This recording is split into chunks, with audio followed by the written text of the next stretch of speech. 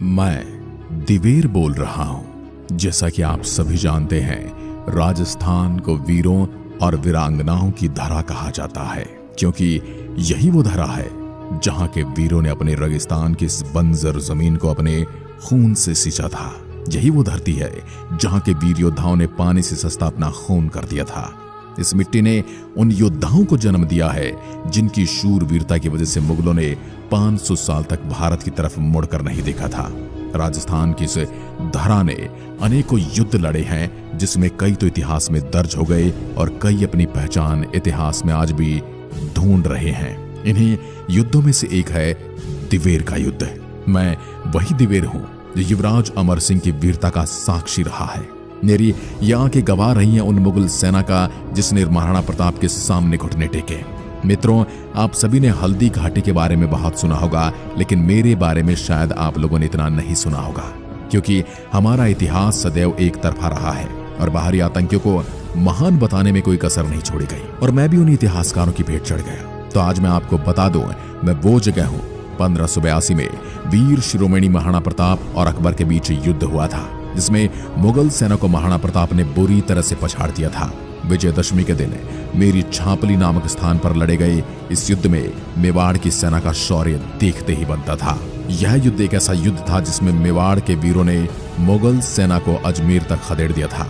इतना ही नहीं, महाराणा प्रताप की सेना के सामने 30,000 से अधिक मुगल सैनिकों ने आत्मसमर्पण कर दिया था।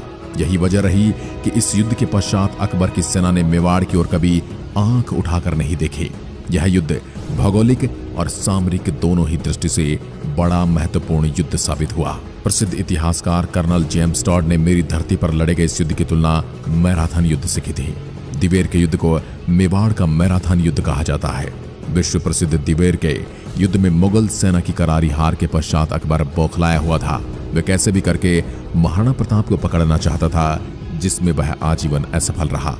1576 ईस्वी में हुए विश्व प्रसिद्ध हल्दी घाटी के युद्ध में महाराणा प्रताप की जीत हुई, लेकिन कुछ छुटपुट इलाकों पर अकबर ने अधिकार कर लिया, जिसमें कुछ समय के लिए कुंभलगढ़, उदयपुर और गोगुंदा जैसे महत्वपूर्ण ठिकाने भी शामिल थे। लेकिन महाराणा प्रताप अकबर की पकड़ से बाहर थे। हल्दी घाटी के युद्ध में महाराणा प्रताप की जीत के प्रमाण भी प्राप्त हुए हैं। मुगल आक्रांता अकबर ने महाराणा प्रताप को पकड़ने के लिए हल्दी घाटी के युद्ध के बाद से अर्थात 1576 ईस्वी से लेकर 1582 ईस्वी तक प्रयास करता रहा, लेकिन सफलता नहीं मिली। मुगल सेना और अकबर के मन में महाराणा प्रताप का इतना ज्यादा खौफ था कि मुगल सेना जानती थी कि अगर महाराणा प्रताप को पराजित नहीं किया गया या उन्हें नहीं मारा गया तो किसी दिन वह मुगल सेना का सर्वनाश कर देंगे। यह महाराणा प्रताप का डर ही था कि अकबर कभी भी प्रत्यक्ष रूप से युद्ध करने के लिए महाराणा प्रताप के सामने नहीं आया। दिवेर के युद्ध को हल्दी घाटी युद्ध का दूसरा भाग भी माना जाता है। महाराणा प्रताप को आज हर कोई जानता है। वह अपने त्याग और बलिदान के लिए सदैव पूजनीय है। हम आपको सीधा हल्दी घाटी युद्ध के बाद ले चलते हैं, जब महाराणा प्रताप अपने स्वामी भक्त चेतक को भी खो चुके थे और हिंदुआ सूरज महाराणा प्रताप अपनी सेना के साथ अरावली पर्वतमाला के दामन में चले गए थे। उधर अकबर अपने सेनापति मान सिंह और आसफ खां को हल्दी घाटी युद्ध में हाथ लगी असफलता के कारण दरबार से बाहर निकाल देता है। उसके बाद अकबर अपने और भी सेनापति भेजता है, लेकिन कोई भी महान शूरवीर स्वाभिमानी महाराणा प्रताप को झुका नहीं पाया। इस दौरान महाराणा प्रताप कुंभलगढ़ के किले को भी खो देते हैं और अपने आप को अरावली की पहाड़ियों में सुरक्षित कर लेते हैं। इसके बाद अकबर अपने चाचा सुल्तान खान को महाराणा प्रताप से युद्ध के लिए भेजता है, जो कि एक बहुत अच्छा और अकबर का चहेता सेनापति था। सुल्तान खान बहादुर होने के साथ साथ काफी अक्लमंद भी था। उसने महाराणा प्रताप को पहाड़ियों में ही कैद करने के लिए उसने अपनी 4 छावनियां बनाई थी, जिसमें वह अपनी पहली छावनी बनाता है देबारी, दूसरी बनाता है देसुरी, तीसरा बनाता है देवल और चौथी और सबसे महत्वपूर्ण छावनी बनाता है दिवेर। दिवेर मुगलों की सबसे महत्वपूर्ण छावनी हुआ करती थी, क्योंकि अजमेर के सबसे ज्यादा निकट पड़ती थी और सारी रसद सामग्री इसी रास्ते से सैनिकों तक पहुंचती थी। सुल्तान खान ने अरावली की पहाड़ियों को चारों ओर से घेर लिया, क्योंकि मेवाड़ के सैनिक खुले मैदान में आकर युद्ध कर नहीं रहे थे और पहाड़ों में मुगल सैनिक लड़ने में सक्षम नहीं थे। महाराणा प्रताप की पैनी नजर दिवेर की छावनी पर थी, क्योंकि वो मुगल सेना के जरूरत की चीज पहुंचाने का जरिया तोड़ना चाहते थे, ताकि बाकी छावनियों तक रसद सामग्री पहुंच ही ना पाए। लेकिन दिवेर वाली छावनी पर स्वयं सुल्तान खान काबिज था और सबसे ज्यादा चौकसी और सेना भी वहीं पर मौजूद थी। काफी दिनों तक जब महाराणा प्रताप की सेना जंगलों से बाहर नहीं आई तो सुल्तान खान थोड़ा निश्चिंत हो गया कि अब महाराणा प्रताप घुटने टेक देंगे और उसने अपनी चौकसी में थोड़ी ढील दे दी। लेकिन वो हिंदुआ सूरज कहां किसी के सामने घुटने टेकने वाला था। शायद इतिहास को भी उनसे एक अलग ही मांग थी। महाराणा प्रताप इसी मौके की ताक में थे कि अब सुरक्षा में थोड़ी ढील मिले और उसी में सेंध लगाई जा सके। इसी बीच दशहरे का त्योहार आ जाता है। दशहरे में हथियारों का पूजन होता है और जब तलवार को म्यान से एक बार बाहर निकाला जाता है तो वापस म्यान में तभी डालते हैं जब तक कि उस पर खून न लग जाए। इस परंपरा को निभाने के लिए टीका दौड़ का आयोजन किया जाता है, जिसमें कोई छोटा मोटा युद्ध लड़ लिया करते थे।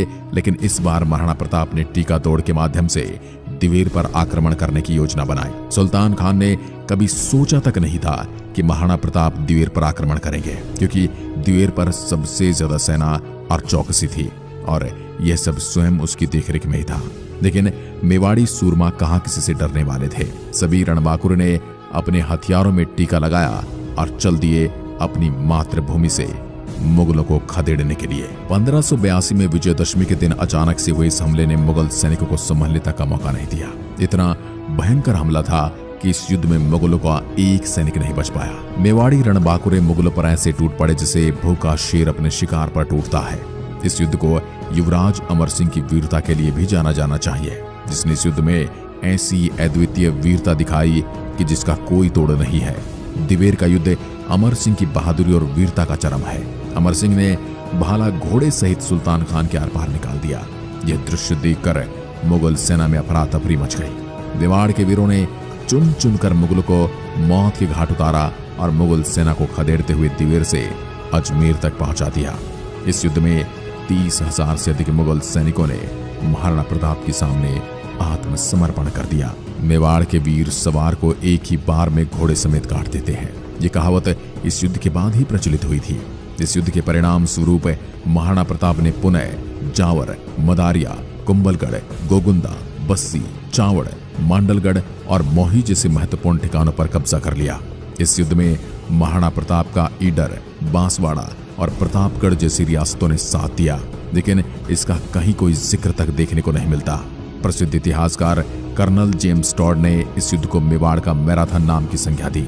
एक विदेशी इतिहासकार ने इस युद्ध के बारे में लिखा, लेकिन दुर्भाग्य इस देश का कि कोई स्नातक तक की पढ़ाई भी कर ले तो इस युद्ध के बारे में उसे विस्तृत जानकारी ही नहीं मिलती। शायद इसके पीछे कारण ये हो सकता है, अगर दिवेर के युद्ध को इतिहास में दर्शाया जाता तो इतिहासकारों को यह बताना पड़ता कि महाराणा प्रताप ने मुगल बादशाह अकबर को एक करारी शिकस्त दी थी और एक विशाल सेना को कैसे एक मुट्ठी भर सैनिकों ने धूल चटा दी। दिवेर युद्ध के बारे में बताएं तो इतिहास को यह बताना पड़े कि इस युद्ध में ईडर, बांसवाड़ा और प्रतापगढ़ साथ में लड़े थे। तो इसे महाराणा प्रताप का एक और गुण सामने आता है कि महाराणा प्रताप एक संगठन बनाने वाले राजा थे। दिवेर के युद्ध को विस्तार से बताया जाए तो उनको बताना पड़ेगा कि इस युद्ध में अमर सिंह ने मुगल बादशाह अकबर के चाचा को घोड़े समेत चीर दिया था और यहीं से चरितार्थ होता है कि अमर सिंह कितने बलशाली और बहादुर थे। उल्टा हम सभी को यही बताया गया कि हल्दी घाटी युद्ध के बाद महाराणा प्रताप की आर्थिक हालत बिगड़ने गई और जंगल में एक दिन अमर सिंह के हाथ से एक वन्य जीव घास की रोटी लेकर भाग जाता है और अमर सिंह रो पड़ते हैं। अरे घासरी रोटी ही जब दिन बिलावड़ो ले भाग्यो, नानो सो अमरियो चीख पड़ो, राणा रो सोयो दुख जाग्यो।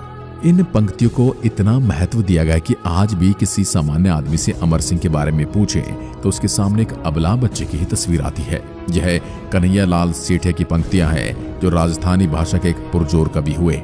लेकिन इतिहासकारों को समझना चाहिए वो एक कवि की कल्पना थी, न कि एक सच्चा इतिहास। हम उस महान कवि को नमन करते हैं जिसने महाराणा प्रताप के त्याग को अपने शब्दों में पिरोया, लेकिन इतिहासकार अपना कर्तव्य निभाना भूल गए। अंत में इतना ही कहूंगा, अगर इतिहासकार अपना सही दायित्व निभा पाते तो आज विद्यालयों में अमर सिंह जैसे वीर योद्धाओं की वीरता की कहानियां इस भारतवर्ष के इतिहास में पढ़ाई जाती। दोस्त, इतिहास के पन्नों के अतीत में छुपे मेवाड़ी सूरमाओं की वीरगाथा सुनाता दिवेर के युद्ध को हमने इस वीडियो के माध्यम से आपके सामने रखा। आपको वीडियो कैसा लगा हमें कमेंट करके जरूर बताएं। साथ ही अभी तक चैनल को सब्सक्राइब नहीं किया है तो चैनल को सब्सक्राइब करें और बेल आइकन को दबा दें। धन्यवाद। जय हिंद, जय भारत।